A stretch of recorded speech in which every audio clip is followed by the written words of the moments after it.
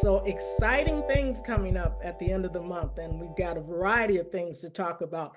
But just talk about the impact and what the Obsidian, the whole theater event is. Yeah. So, 2020 was a hard year for everybody, right? It was a hard year because of a pandemic, but it was also a hard year because we all had to wrestle with social justice upheavals. And for some folks, that was shining a new light on things. And for others, it was a reminder of what we deal with on a regular basis. And for me, as an artist and an activist, I wanted to figure out how to put both of those things into the same energy, right? And into the same effort. And so that's where the Obsidian Theatre Festival came from. We have been going into our fourth season, a consistent annual platform for emerging Black voices in theater and film, a place where writers know they don't have to be censored, where directors can get a shot at directing a new piece, where actors can work. And we pay and employ every year over 100 folks to be able to produce this work. We film the work. We stream the work online. And this year, as we go into our fourth season, I'm really thrilled to say that we're also growing the full year-long programming and launching an Impact Arts Conference here in Detroit. So we got a lot of stuff going on in June. Magnificent. And I know in terms of the plays this year, you've got a broad range. Kind of just touch on the themes and what the plays are that are going to be presented. Yeah, we do. It's difficult, right? Because we do a blind submission process.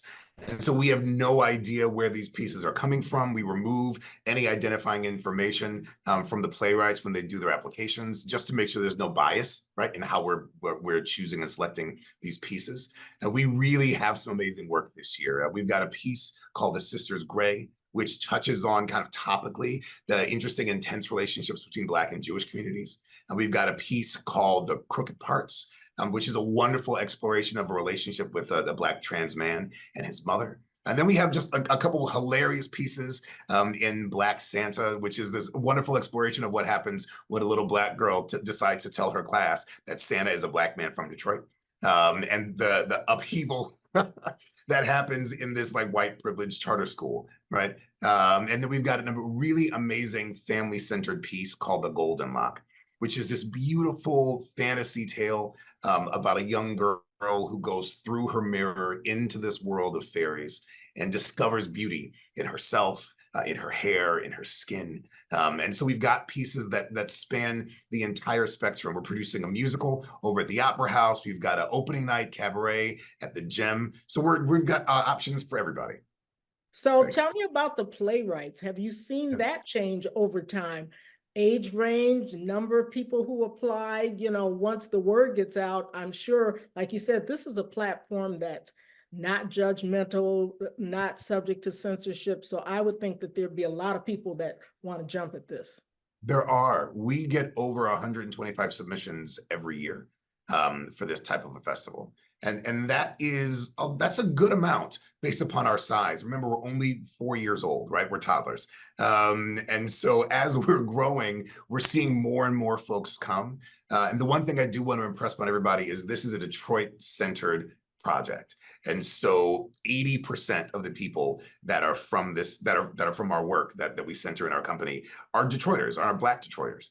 And that's really, really important to us. We're also seeing the types of stories shift, right?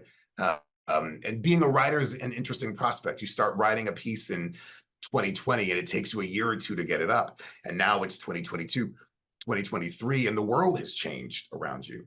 And so we're seeing these pieces that are reflective of that. We're seeing these pieces that speak to the current politics that are happening around us, whether that is overseas, whether that's right here, whether that's the politic of next door neighbors that might be from different backgrounds and how they relate to each other and how they communicate. And we're seeing all of our artists really being involved. Something that I'm really, really proud of is the fact that our playwrights get to have conversation with the directors, with the actors. And for a lot of these writers, this is one of the first times they've seen their pieces up on a stage. And that's a huge value. Exactly.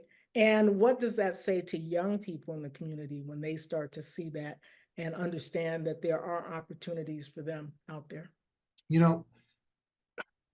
When I was younger, I was blessed to have two parents that are educators.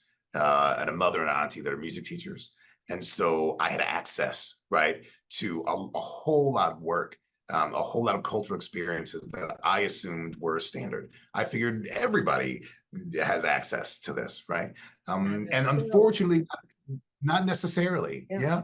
And DPSCD does what they can. Organizations like Mosaic Youth Theater or Matrix, they do what we can. We're also doing our best to provide that platform. And so one of the things that we really want to do is make sure that young people, young artists, and also emerging artists of any age, there's some 35, 45, 55-year-olds that want to shift careers and That's start right. something new and have always wanted to get into this, right?